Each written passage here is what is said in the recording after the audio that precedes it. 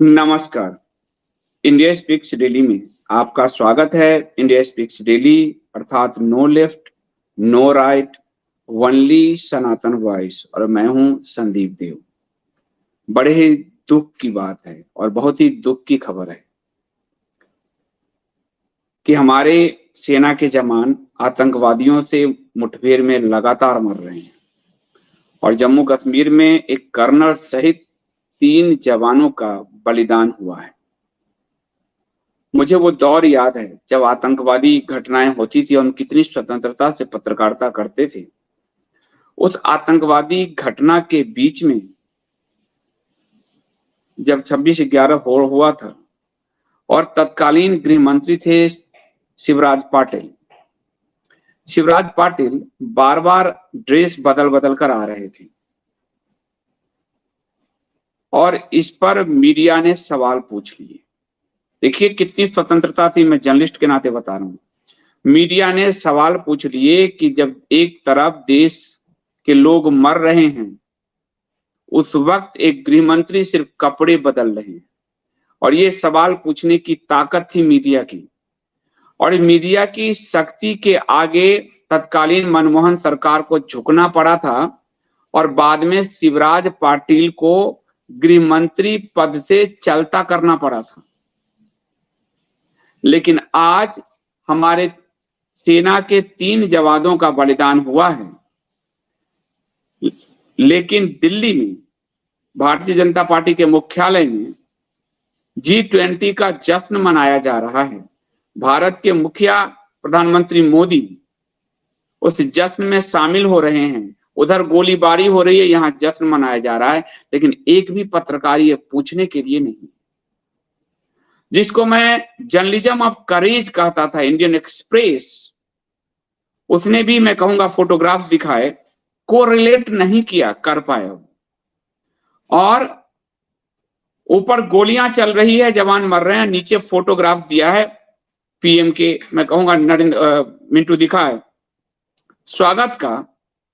ये आप देखिए, इस चीज को ध्यान से देखिए कि ऊपर गोलियां, लोग मर रहे हैं, नीचे आप देखिए और आपको आश्चर्य होगा कि इन हमारे जवानों के बलिदान पर न तो प्रधानमंत्री का, मैं कहूंगा प्रोमो के बाद मिंटू ढूंढ कर रखेगा, PMO India, Narendra Modi handle, Amit Shah गृह मंत्री हैंडल और राजनाथ सिंह देश के रक्षा मंत्री का हैंडल। मैं भी देखता हूं, मैं अपने आप को गलत साबित करना चाहता हूं कि इनकी तरफ से बयान तक नहीं आया। मुझे याद है जब मनमोहन सिंह के समय पाकिस्तान के हमले में हमारे जवान वीर गति को प्राप्त करते थे, तो गुजरात के मुख्यमंत्री नरेंद्र मोदी दहाड़ते थे, बयान देते थे कि हमारे सैनिकों का बलिदान हो रहा है, सरकार मौन है।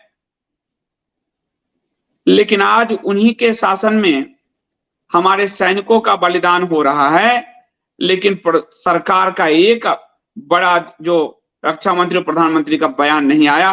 वो जश्न मना रहे हैं। आप किस बात का जश्न मना रहे हैं? और ये शब्द मैं नरेंद्र मोदी जी का ही उधार लेकर बोल रहा हूं आपको। जब बीफ पर मनमोहन सरकार में बीफ का एक्सपोर्ट बढ़ा और आर्थिक विकास की बात हो रही थी, तब नरेंद्र मोदी जी का भाषण है, हम किस बात का जश्न मना रहे हैं। ये लाइन उन्हीं का है बीफ एक्सपोर्ट को लेकर कि हम किस बात का जश्न मना रहे हैं। आज यही मैं इनसे पूछ रहा हूं, आप किस बात का जश्न मना रहे हो? 24 के चुनाव का? और आज सेना के जवान मारे जा रहे हैं। और आरटीआई से एक सूचना है कि मनमोहन सिंह सरकार से अधिक, उस दौरान के सरकार से अधिक भारत के सेना के जवानों का बलिदान नरेंद्र मोदी सरकार में हुआ है। क्या आपको किसी ने बताया इस बारे में? इस आरटीआई पर कोई सूचना दी आपको? क्योंकि मीडिया तो बस निक्कर पहनकर पत्रकारिता कर रही है। आज उनमें सवाल पूछने की हिम्मत नहीं है। यही हम लोगों ने सवाल पूछे थे मनमोहन सरकार के समय और गृह मंत्री को हटवा दिया था मीडिया ने, शिवराज पाटिल को हटवा दिया। लेकिन आज कौन पूछेगा?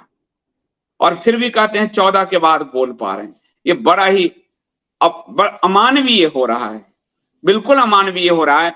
और सवाल मैं कहूंगा, मिंटू निकाल कर रखेगा सबके ट्विटर हैंडल, मैं स्वयं को गलत साबित करना चाहता हूं। मैंने अभी देखे नहीं है, मैं देखना चाहता हूं कि इनकी संवेदनाएं हमारे जवानों की वीरगति पर है या आज भी G20 की खुमारी में ये डूबे हुए। तो आप मेरे साथ बने रहिए और मैं आपको बताऊंगा हमारे जो जम्मू में हुआ और जो लगातार हो रहा है उस पर किस तरह की संवेदनहीनता है। 80% हिंदू घाटी छोड़कर पलायन कर गए, आपको मीडिया ने नहीं बताया, अभी अभी पलायन कर गए अभी। और आज हमारे जवान मारे जा रहे हैं, मीडिया आपको नहीं बताएगी। मीडिया को 6000 करोड़ के विज्ञापन ने दबोच रखा है। तो मैं आपसे मिलता हूं इस प्रोमो के बाद। आप वीडियो को लाइक कीजिए, चैनल सब्सक्राइब कीजिए, बेल आइकन दबाइए, ज्वाइन बटन से चैनल को बचाए रखिए, क्योंकि अब स्वतंत्र आवाज नहीं है। कभी मीडिया गृह मंत्री बदलवा देती थी, आज मीडिया सवाल पूछने की ताकत नहीं रखती, शक्ति नहीं रखती। और 100 रुपीज पर मंथ सब्सक्रिप्शन जरूर भरिए, क्योंकि कंटेंट का मूल्य अगर आप नहीं चुकाएंगे तो 6000 करोड़ का जो विज्ञापन का पंजा है वो आप देख रहे हैं कि आपको किस तरह से झूठी जर्नलिज्म के जरिए सच आपसे छुपाया जाता है। मैं लौटता हूं इस प्रोमो के बाद और मिंटू को कहूंगा सारे महानुभावों के ट्विटर हैंडल जरा खंगाल कर रखे, जनता को दिखाए।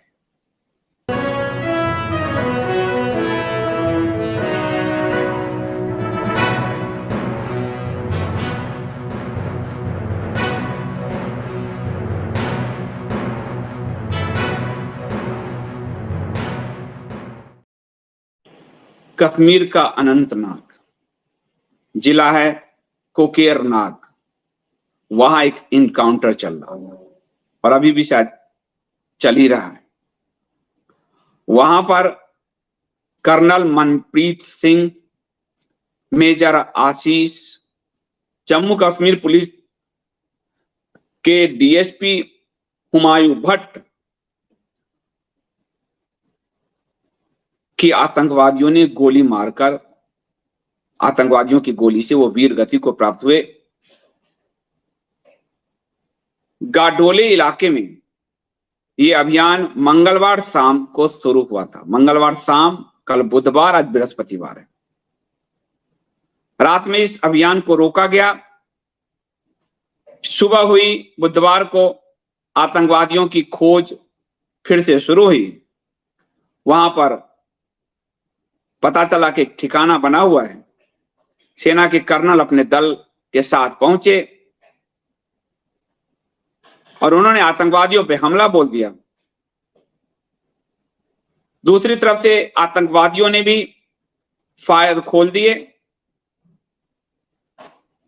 जिसके कारण हमारे 3 जवान वीरगति को प्राप्त हुए। एक आतंकवादी भी मारा गया। इस 3 दिन के अभियान में मारे गए आतंकवादियों की संख्या 3 है और इसमें कहा जा रहा है कि एक पाकिस्तानी आतंकवादी भी है। गोलीबारी में सेना के एक जवान और सेना की श्वान इकाई के 6 वर्षीय मादा लैब्राडोर कैंट भी शहीद हो गई। एक मादा लैब्राडोर ने अपने सैनिक को बचाने में, लैब्राडोर जो डॉग होता है वो भी शहीद हो गई। हमारी शहीद मतलब उसका भी बलिदान हो गया और 3 अन्य पुलिसकर्मी घायल हुए। डीजीपी जम्मू क्षेत्र के मुकेश सिंह का बयान है, मुठभेड़ में एक आतंकवादी मारा गया और ये राजौरी शहर से 75 किलोमीटर दूर के इलाके में आतंकवादी थे। इन सब के पास से कई चीजें बरामद भी हुई है और बड़े पैमाने पे सघन अभियान चलाया जा रहा है। मैं अगर आरटीआई उसको मिल गया हो मिंटू को, तो मैं कहूंगा आरटीआई दिखाएगा। यदि मिला हो तो नरेंद्र मोदी सरकार के दौरान भारत के सेना के जवानों का बलिदान ज्यादा हुआ है बनिस्बत पिछली सरकारों के। और 13 सितंबर को ये जो मुठभेड़ हो रहा था,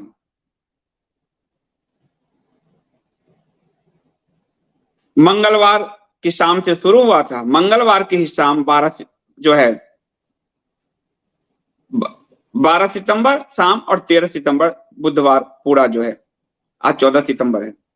तो 12 सितंबर को प्रधानमंत्री मोदी ने विदेश मंत्रालय के अधिकारी और कर्मचारियों के साथ G20 का जश्न मनाया जब मुठभेड़ चल रहा था। बुधवार सुबह से मुठभेड़ फिर जारी हुआ। देश के रक्षा मंत्री क्या कर रहे हैं आप जरा देखिए, दिखाओ इंडियन एक्सप्रेस का कटिंग। रक्षा मंत्री जो कर रहे हैं, बुधवार शाम को फिर भारतीय 12 को भी जश्न मनाया गया विदेश। और ये मैंने आज नहीं रिपोर्टिंग कर रहा हूं, जब पुलवामा में अटैक हुआ तो पत्रकार जश्न मना रहे थे पीटीआई के। आपको ध्यान होगा, इसी वीडियो में इंडिया एक्सप्रेस में जाकर वीडियो ढूंढ लीजिए कि पत्रकार जश्न मना रहे थे पीटीआई के पुलवामा में जब अटैक हुआ था। तो ये मेरी पहली रिपोर्ट नहीं है, मैं अपने पत्रकारिता के बिरादरी को भी मैंने नंगा किया है कि जवान मर रहे हैं तो ये जश्न मना रहे थे कि अब तो पुलवामा हो गया, मोदी नहीं आएंगे। तब मैंने ये रिपोर्टिंग की थी और आज वही रिपोर्टिंग मैं कर रहा हूं। और कांग्रेस के समय वही शिवराज पाटिल के समय रिपोर्टिंग किया। मेरे रिपोर्टिंग में नो लेफ्ट नो राइट, मैं सीधा चल रहा हूं। और 13 को जब मुठभेड़ जारी था, हमारे जवान के बलिदान की सूचना आ चुकी थी। जरा फोटो बड़ा करो, ऊपर आप खबर देखिए, नीचे देश के रक्षा मंत्री गुलदस्ता खेल रहे हैं। G20 का जश्न मनाया जा रहा है। क्या G20 हो चुका? सारे जो भी एग्रीमेंट थे साइन हो चुके, सारे विदेश के राष्ट्राध्यक्ष वापस जा चुके, आपको बधाई मिल चुकी, हमने भी बधाई दी कि आपने बहुत बड़ा काम किया। प्रधानमंत्री ने पहली बार सहमति, पिछली बाली इंडोनेशिया में नहीं बन पाई थी, इस बार सहमति बनी, मैंने भी बधाई दी। लेकिन उस जश्न को चुनावी जश्न के लिए लंबा, जब वहां गोली चल रही हो, सैनिक मारे जा रहे हो, तो देश का रक्षा मंत्री राजनाथ सिंह क्या कर रहे हैं? गुलाब लेकर, ऐसा लग रहा है जैसे कि सुल्तान के ताजपोशी में सब खड़े हैं लाइन लगाकर। सुल्तान के ताजपोशी में उधर जवान मर रहे हैं, इधर ताजपोशी हो रही है। यही नरेंद्र मोदी हैं जिन्होंने कश्मीर में कहा, कश्मीर के सैनिकों से कुछ मुस्लिम वर्ग के लोग मर गए तो कहा ये मोदी सरकार का कमाल देखिए, ये मोदी सरकार का कमाल। सैनिकों को उन्होंने कोर्ट मार्शल और क्या क्या करवा दिया। वहां वो वोट लेने के लिए सेना का इस तरह से डेमोरलाइजेशन कर रहे थे, और आज जब सेना मर रही है यहां पे अरे जश्न रोक दो। यही काम मनमोहन सरकार में हुआ था जिसके लिए आप गुजरात से गरजते थे। यही काम मनमोहन सरकार में हुआ जिसके कारण शिवराज पाटिल को पद छोड़ना पड़ा। और यही काम है, क्या राजनाथ सिंह जी पद छोड़ेंगे? क्या ये गुलदस्ता देने के राजनाथ सिंह पद छोड़ेंगे? तो 13 तारीख को G20 के लिए भाजपा मुख्यालय में 12 को भी जश्न मनाया गया, 13 को भी जश्न मनाया गया, और आगे एक और दो जश्न और मनाए जा रहे हैं।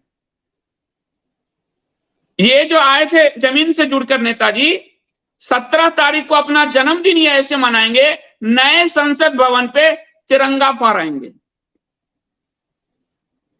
नए संसद भवन पे तिरंगा फहराएंगे अपने जन्मदिन को तिरंगा बनाकर, और उसके बाद दिल्ली पुलिस के अधिकारी कर्मचारियों के साथ फिर G20 मनाया जाएगा। इस तरह से जश्न मनाया जा रहा है जब देश में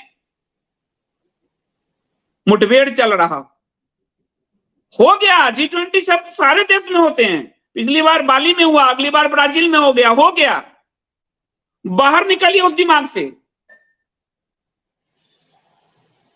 जीवित रहते इनके गुजरात का स्टेडियम का नाम हो रहा है। मैंने नहीं सोचा मोदी जी ये सब करेंगे, मुझे लगा इंदिरा नेहरू की विरासत को मिटा के खत्म करेंगे, और भारत के शिवाजी महाराणा प्रताप ये अपने ही नाम पे हो रहा है। और अपने जन्मदिन पे 17 तारीख को नए संसद भवन में, ये खबर मैंने किसी अखबार में पढ़ी है, वहां झंडा फहराया जाए।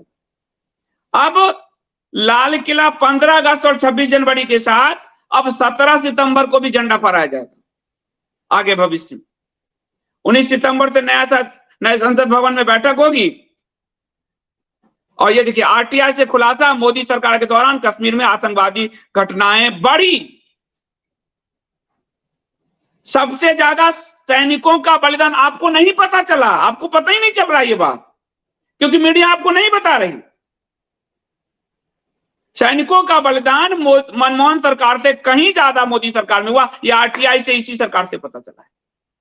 तो 13 सितंबर को ये, जिसका नेतृत्व जेपी नड्डा कर रहे थे, पीएम मोदी आए, फोटो दिखाते जाओ,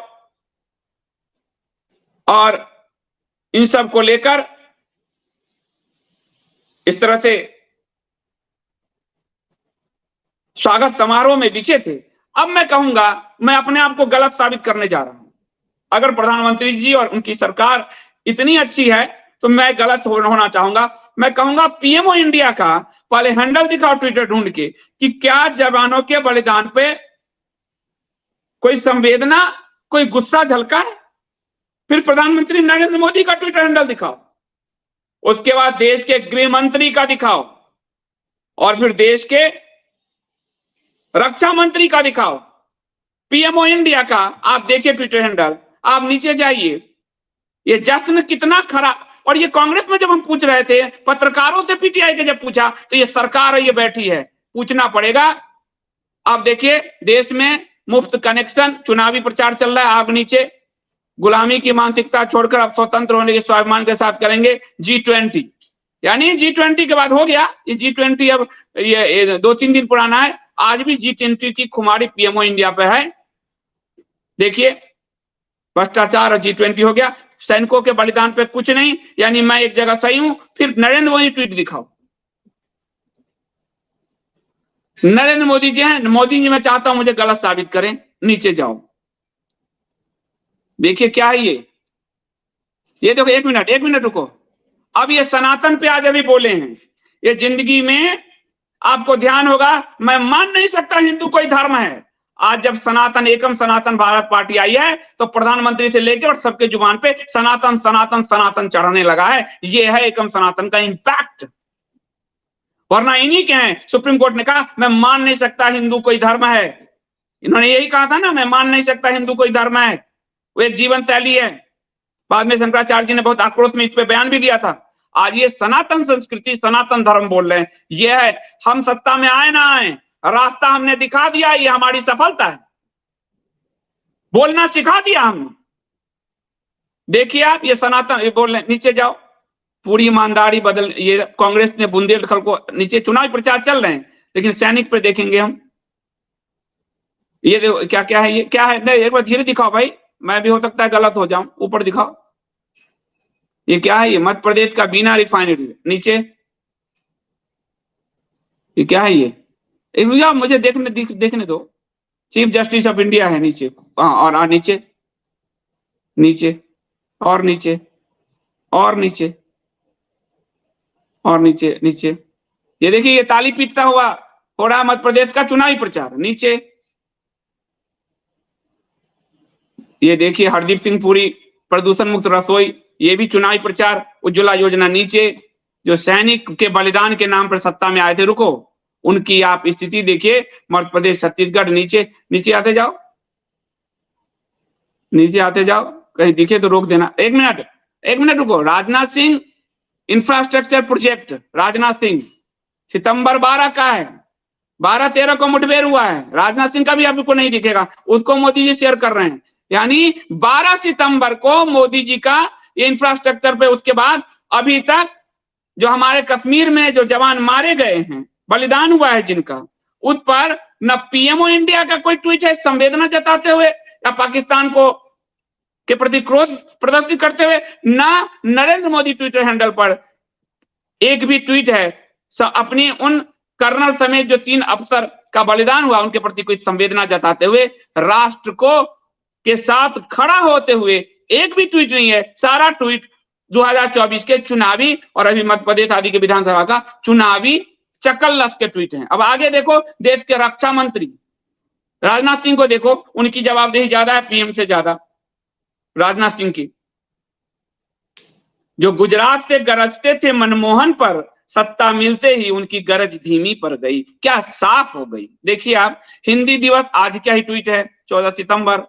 नीचे भरतपुर में भीषण सड़क हादसे के प्रति इन्होंने संवेदना जताई है। चलिए, इसके लिए धन्यवाद। भरतपुर में संवेदना जताई है जो सड़क दुर्घटना हुआ है। इन्होंने फिर 12 सितंबर वाला ये इंफ्रास्ट्रक्चर पर मोदी जी ने किया है तो उसी को रिट्वीट इन्होंने किया। मोदी जी ने किया तो हम भी रिट्वीट कर रहे हैं, राजनाथ सिंह। और देखो, एक मिनट, 12 सितंबर हम सबको मिलकर भारत की सीमाओं की सुरक्षा के लिए कार्य करना है, इसमें हमका सबका सहयोग मिल रहा है। 12 सितंबर यानी 13 को जो मुठभेड़ हमारे 3 कर्नल समेत 3 अफसर का बलिदान हुआ, देश के रक्षा मंत्री ने संवेदना तक नहीं जताई। जरा रक्षा मंत्री का फोटो दिखा दो, कैसे गुलदस्ता लिए खड़े हैं। ये देखिए, ये सबसे आगे यही, ये देश के रक्षा मंत्री हैं।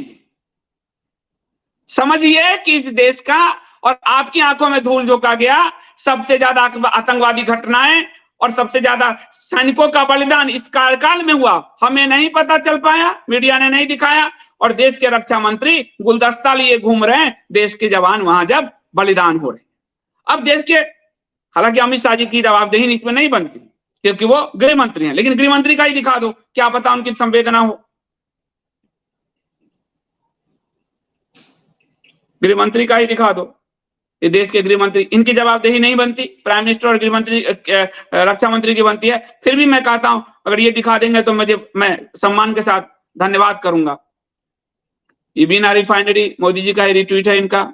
आगे हिंदी दिवस है, बहुत अच्छा, हिंदी दिवस की सबको शुभकामनाएं। ठीक है, हिंदी दिवस बहुत अच्छा, ये अपना गृह मंत्रालय का काम कर रहे हैं। बीजेपी ये G20 समिट, देखिए ये फूल बरसते, और ये कब का है आप देखिए, 18 घंटे पहले, यानी हमारे कर्नल के 3 जवानों के बलिदान की सूचना आ चुकी है, तब ये फूल बरसा जा रहा है।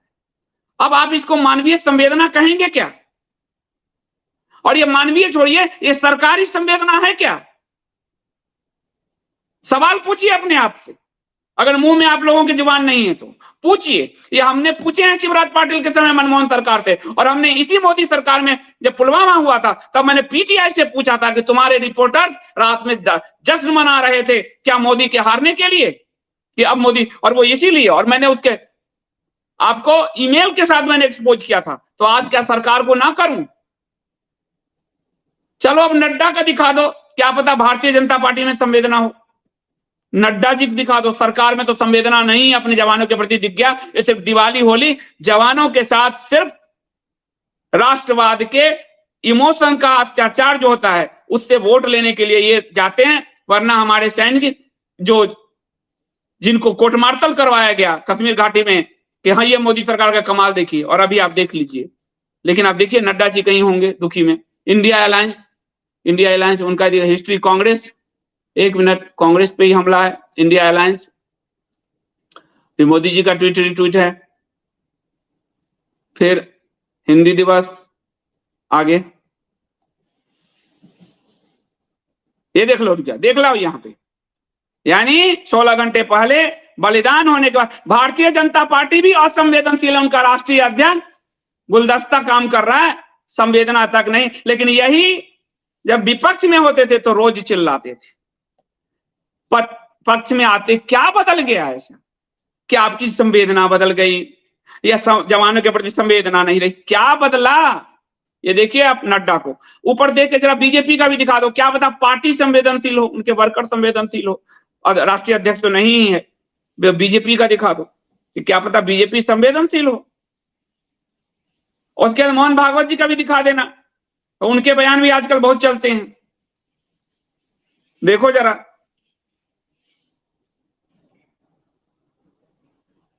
बीजेपी दिखा,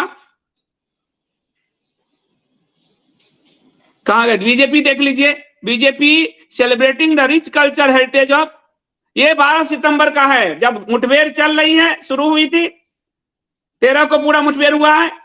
ये 13 का इनका कोई ट्वीट भी नहीं है भारतीय जनता पार्टी का, हमारे सैनिकों के बलिदान पर एक ट्वीट तक नहीं है। वही भाजपा जो कांग्रेस शासन में सैनिक चिल्लाती थी, आज वही भाजपा उन सैनिकों को भुला चुकी। वही भाजपा का अध्यक्ष, उसी भाजपा से आए प्रधानमंत्री जो गुजरात से गरजते थे, अरे और आज चुनावी प्रचार हो रहा है हमारे सैनिकों के, और 3 कर्नल रैंक के, साधारण भी गुजरे में नहीं उनका भी वही महत्व है, कर्नल रैंक के अधिकारी के बाद भी एक ट्वीट संवेदना का नहीं है, इस सरकार का नहीं, इस पार्टी का नहीं। अब मोहन भागवत का दिखा दो, संवेदना से भरे हुए राष्ट्रवाद सैनिकवाद करने वाले, उस देखे मोहन भागवत और आरएसएस का। और ये मैंने देखे नहीं है, मैं खुद को गलत ठहराने के लिए मैं साफ आपके सामने कह रहा हूं कि देखो इनके, ताकि मैं गलत ठहर जाऊं, मेरे अंदर पीड़ा है। देखिए, आप देखिए मोहन भागवत जी, अब नीचे आइए, आरएसएस, वो आरएसएस का देख लो, ऊपर यहाँ ऊपर ये जो ब्लू टिक है, क्या पता मोहन भागवत का ब्लू टिक ना हो, ये देखो, क्या पता इन्होंने मिलियन फॉलोअर्स हैं, ये क्या कर रहे हैं, मोहन अखिल भारतीय समन्वय बैठक, इनका कब है, 2 आवर्स, ठीक है, और नीचे जाओ, समन्वय बैठक इनके चल रहे हैं।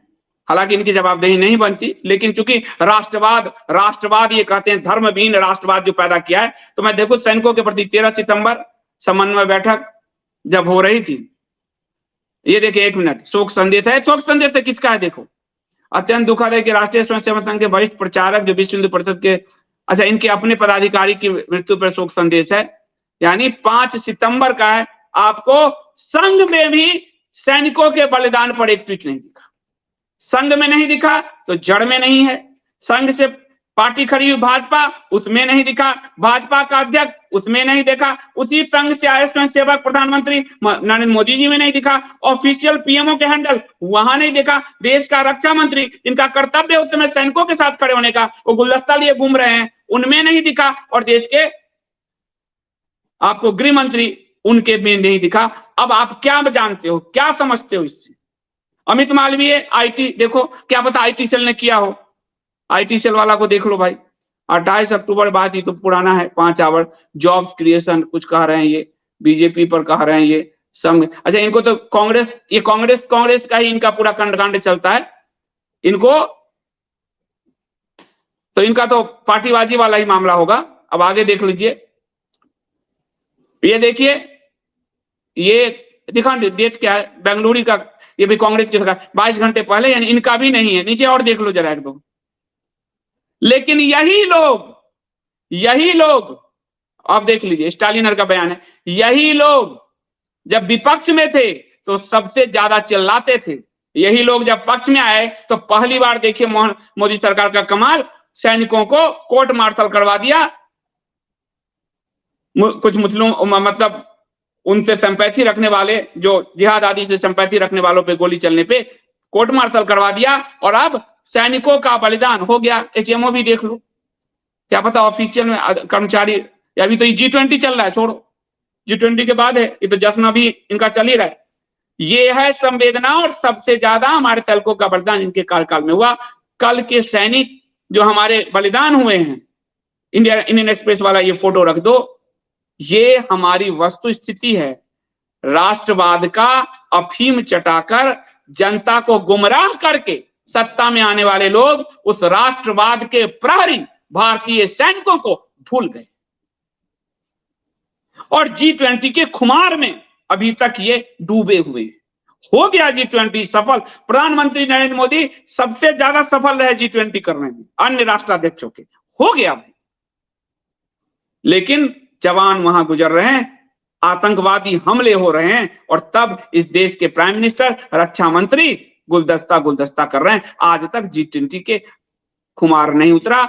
हमने उस जमाने में जो सवाल उठाए थे शिवराज पाटिल पर, इस जमाने में जो पीटीआई पर उठाया था, आज मैं इस सरकार पर उठा रहा हूं। ये सब संवेदनहीन है, सिर्फ सत्ता चाहिए, सैनिकों का उपयोग करते हैं, सैनिकों के बलिदान का उपयोग करते हैं अपनी सत्ता के लिए, सैनिकों के प्रति कोई संवेदना नहीं है। और मैं आपको दिखा दूं 80% घाटी से, मैं कहूंगा कि कंटेंट फॉर चेंज के सब कश्मीर वाले खंड में जाओ और दिखाओ, पत्थरबाजों को इन्होंने, राजनाथ सिंह ने और अमित शाह जी इन सब ने सरपंच बनाए, नौकरी दी, आज भी आतंकवाद जम्मू में जारी है।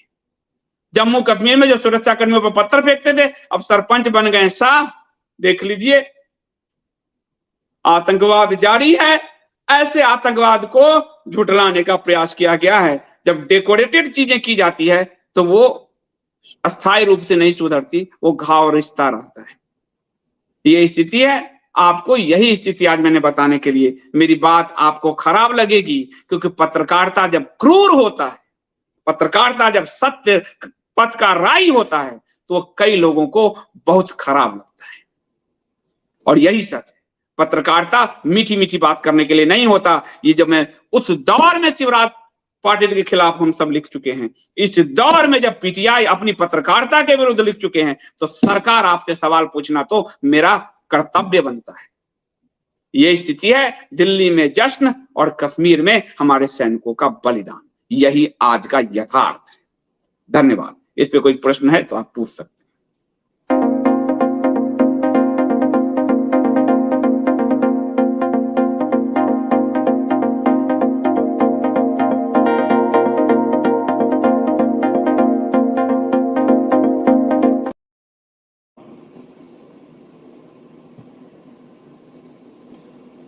दीपांकर शर्मा जी कह रहे हैं, इस देश को डेमोक्रेसी और नेता लोग कह रहे हैं कोर्ट से आदमी परेशान है, एक ही अपराध के लिए गरीब के लिए कानून अलग और अमीर के लिए अलग। बिल्कुल है।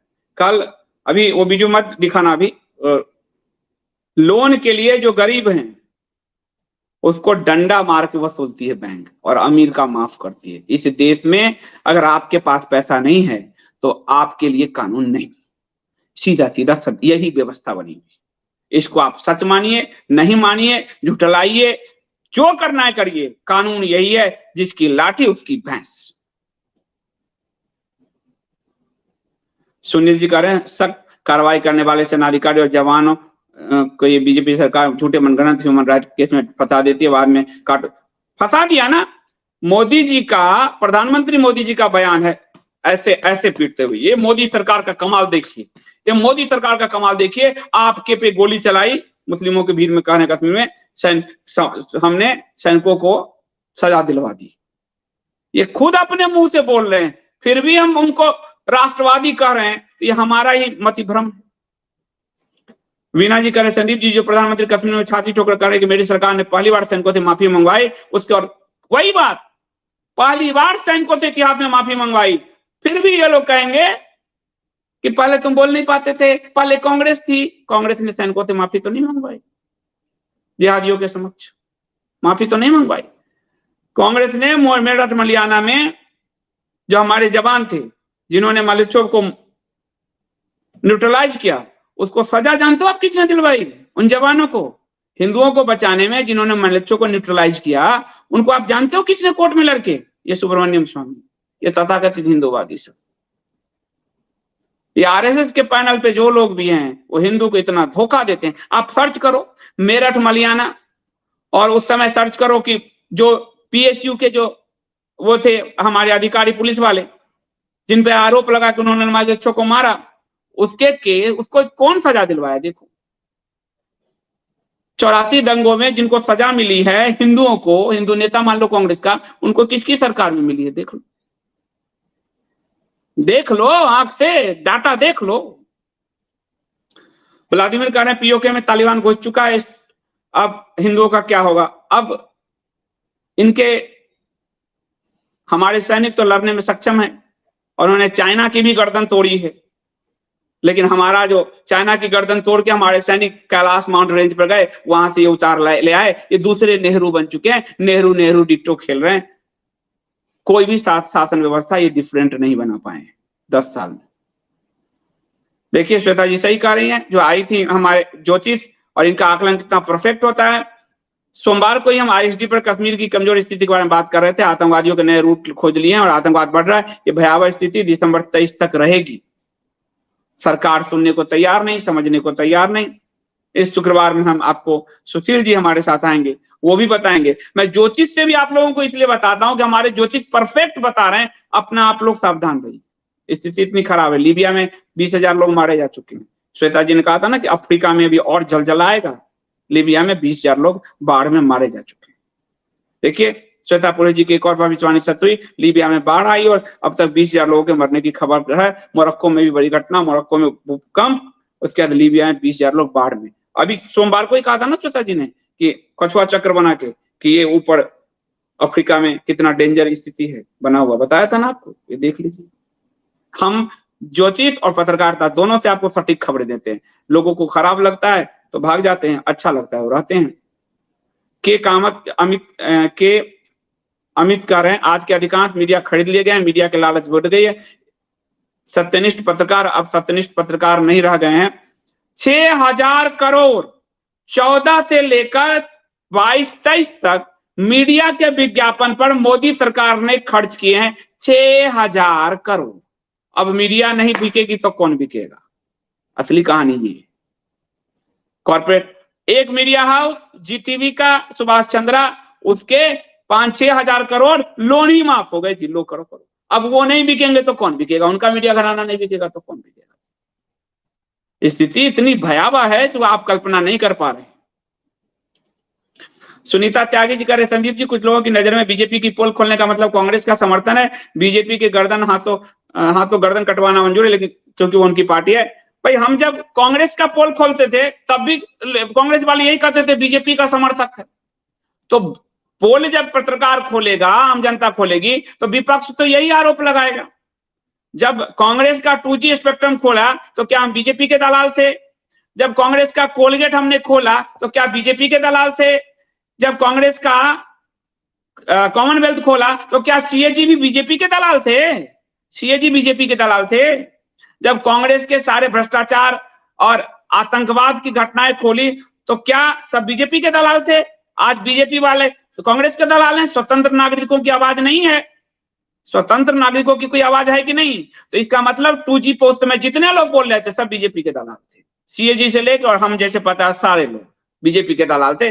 और कॉमनवेल्थ पे, दामाद जी घोटाले पे ये जितने लोग लिख रहे थे सब बीजेपी के दलाल थे। कांग्रेस को हराने के लिए बीजेपी के दलाली कर रहे थे सारे लोग। और अब जब यही आरोप ये लगा रहे हैं तो ये आरोप उन पे भी उलट जाता है। और सबसे बड़ी बात आरटीआई बता रही है कांग्रेस से ज्यादा जवानों का बलिदान मोदी सरकार में हुआ। तो ये सवाल पूछा नहीं जाएगा क्या? कांग्रेस से बड़ा घोटाला मोदी सरकार में हुआ, क्या ये सवाल पूछा नहीं जाएगा? सीएजी ने खोला है भारतमाला प्रोजेक्ट, 7.5 लाख करोड़ का घोटाला। कांग्रेस से ज्यादा मुस्लिम तुष्टीकरण बीजेपी के सरकार में हुआ, ये सवाल पूछा नहीं जाएगा क्या? कांग्रेस के नेहरू के बाद सबसे ज्यादा हमारी जमीन चीन ने ले लिया, ये भाजपा के खुद सांसद विधायक संसद में कर रहे हैं इस दौर में, डोकलाम विवाद के बाद। तो क्या सवाल पूछा नहीं जाएगा क्या? कुछ भाजपा के सांसद जो संसद में पूछ रहे हैं वो कांग्रेस के दलाल हैं क्या? भाजपा के सांसद संसद के अंदर पूछ रहे हैं वो भाजपा के दलाल हैं क्या? 15-15 लाख करोड़ रुपए, 14 लाख करोड़ रुपए अमीरों के लोन माफ कर दिए। तो विजय माल्या, जब हम वो पूछ रहे थे कांग्रेस से विजय माल्या के बारे में, नीरव मोदी के बारे में, अहमद पटेल के बारे में, तो हम बड़े अच्छे थे। अब मोदी सरकार 10 साल हो गया, पूछेंगे तो हम कांग्रेस के ही दलाल हो गए। अरे ये जो लोग बोलते हैं सुनीता जी, उनके अंदर का आईक्यू लेवल 0 है। आईक्यू लेवल बिल्कुल 0 है। और ये किसी न किसी रूप से भाजपा के लाभार्थी योजना के लाभार्थी हैं जो हर स्वतंत्र आवाज को दबा देना चाहते हैं। इससे मत घबराइए, कांग्रेस भाजपा करे, दोनों के आंकड़े सामने रख दीजिए, अपने आप इनका मुंह बंद हो जाए। कमलेश राज पुरोहित जी करें संदीप, जब इस पार्टी से मन भर गया देशी जैसी कोई भावना नहीं। पहले इन्होंने सनातन धर्म छोड़ा, हिंदू कोई धर्म नहीं है, और आज एकम सनातन के बाद प्रधानमंत्री का आज का भाषण देखिए, सनातन धर्म सनातन धर्म, पहली बार इनके मुंह से सनातन धर्म छूटा है। वरना ये जो इन्होंने हिंदू को हिंदुत्व बना दिया, धर्म सनातन तो ये भूल ही गए थे। मुझसे जब संघ वाले बात करते थे तो मुंह चिढ़ाते थे, ये जो आप संदीप जी सनातन सनातन, ये क्या है सनातन, ऐसे मुंह चिढ़ाते थे। इनका हिंदुत्व और हिंदू एक सनातन धर्म, एकम सनातन भारत ने और इस आईएसडी ने लगातार सनातन सनातन करते करते इनको रास्ते पर ला दिया। ये हमारी जीत है। अब ये हिंदुत्व की जगह सनातन करते घूम रहे हैं। आज सुनो प्राइम मिनिस्टर का भाषण, और हम यही चाहते थे। हम तो सत्ता में आए बिना बदलाव ला रहे हैं, अब क्या चाहिए आपको? अफ्रीका भी दिसंबर तक इफेक्टेड रहेगा, श्वेता जी कह रहे हैं। तो अफ्रीका जो है उसकी स्थिति भी खराब है, क्योंकि ज्योतिष शास्त्र ऐसा बता रहा है। देखिए आज का भाषण प्राइम मिनिस्टर का, सुनिए सब, उनके ट्विटर पे है। 25 लाइन में 25 बार सनातन, ये आपने आज से पहले इन प्राइम मिनिस्टर के मुंह से नहीं सुना होगा, मैं चुनौती देता हूं। यह है एकम सनातन भारत दल का इंपैक्ट, यह है एकम सनातन भारत दल का इंपैक्ट। जो सरकारी कई मीडिया वाले यूट्यूबर हमारी आलोचना करते हैं तो भाजपा उनकी तारीफ करती है। हम जब ट्विटर से, हमने यूट्यूब से जब लॉन्च किया तो जो प्रधानमंत्री दिसंबर में कह रहे थे सोशल मीडिया पे फोकस करना है, वही 2 महीने बाद हमें मार्च में कह रहे हैं कोई यूट्यूब और ट्विटर से पार्टियां नहीं होती, हमारी भाजपा यूट्यूब और ट्विटर की पार्टी नहीं।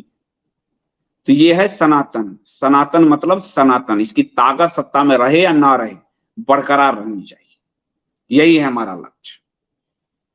व्लादिमीर जी कह रहे हैं सर, जैसा कि ज्योति सतीश जी ने कहा था, सुशील जी ने, सितंबर से विनाश लीला के लक्षण दिखने लगेंगे, पीओके में तालिबान का घुसना, हिंदुओं के संघार का, एमडीटी समुद्र में तुर्की की दादागिरी, सब दिख रहा है, बिल्कुल दिख रहा है। और आपको एक और बात बता दूं, अभी G20 में स्पेशल इनवाइटी बुलाए गए बांग्लादेश की प्रधानमंत्री को। हिंदुओं का नरसंहार बांग्लादेश में इतना बड़े पैमाने पर हुआ, प्राइम मिनिस्टर मोदी ने एक बार भी नहीं रखा ये बात बांग्लादेश की प्राइम मिनिस्टर के बाद कि हिंदुओं के नरसंहार को रोकिए, और आप हिंदू हिंदू चिल्लाते हैं। सवाल पूछिए, सवाल पूछेंगे हम लोगों ने सवाल। अरे आपको पुराने मोदी जी का भाषण सुनी 14 से, कहते थे अमेरिका सबसे पुराना लोकतंत्र, मैंने चिट्ठी लिख लिख के वीडियोज भी आपको दिए हुए हैं। आज वो मदर ऑफ डेमोक्रेसी भारत को कहते हैं, आज उनको सनातन बोलना हमने सिखा दिया है, वरना वो हिंदू को मैं धर्म मानने को तैयार नहीं हूं। संघ के सारे लोग हिंदुत्व करते घूमते थे, सनातन बोल रहे हैं। ये है हमारी सफलता, कम लोगों के साथ भी आईएसडीएंस की सफलता, क्योंकि हम धर्म के रास्ते चल रहे हैं, हमें आज किसी से बैर नहीं है। आप अच्छा करोगे तो मैं आपको अच्छा कहूंगा, आप बुरा करोगे तो मैं आपको बुरा कहूंगा, सीधी सी बात है। रतन सिंह जी कह रहे हैं बिल्कुल सही कहा आपने, पिछले 12 साल से इस काले को देख सुन रहा हूं, अभी कभी हिंदू सब भी बिल्कुल। आज सनातन निकल रहा है, ट्विटर दिखा दो जरा मिंटू, ट्विटर दिखा, पहली बार सनातन है, सनातन वो सनातन ये। तो हम तो सत्ता में आए ना आए, हमने तो ताकत दिखा दी अपनी, रास्ते पर लाना ये हिंदू समाज का लक्ष्य है, रास्ते पे लाना, वो रास्ते पे ला रहे हैं, लेकर आएंगे। और आप देखना, देखिए सनातन संस्कृति के हजारों वर्षों के भारत जोड़े रखा, उसे कुछ लोग मिटाकर खंड खंड करना का, नीचे भारत की गुलामी की मानसिकता, ये सब आप देख लीजिए। गुलामी की मानसिकता कह रहे हैं, ब्रिटेन की महारानी के मरने पर यहां झंडा झुका दिया, किसको कह रहे हो भाई, हमने उसका भी विरोध किया था। ये आज जो बोलते हैं कल ये भूल जाते हैं, लेकिन पत्रकार नहीं भूलता, और इसलिए मैं आपको बताता हूं।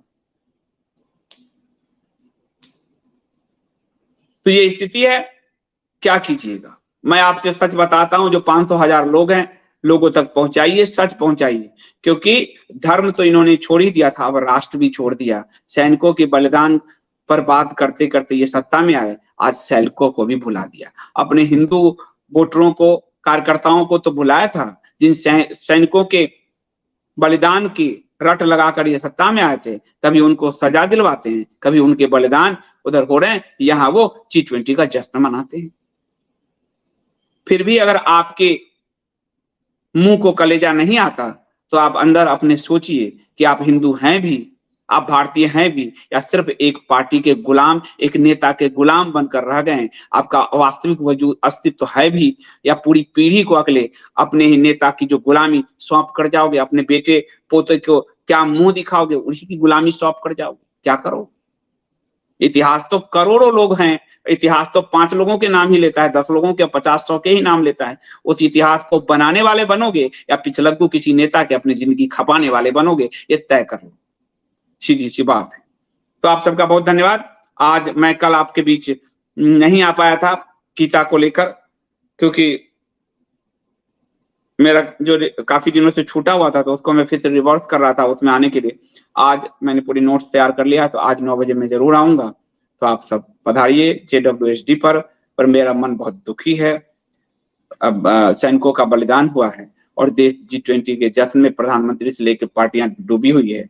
G20 हो चुका, अतीत हो चुका, वर्तमान है पाकिस्तान पे कार्रवाई, हमारे सैनिकों के पक्ष में खड़ा होना। आज आपसे कह रहा हूं, अभी आप देखना ट्विटर की बाढ़ इनकी आ जाएगी, सरकार आदि की, क्योंकि इनको जब तक आप झकझोरोगे नहीं, इनके अंदर की संवेदना मर चुकी है, सत्ता की कुर्सी पर बैठे बैठे। बहुत बहुत धन्यवाद।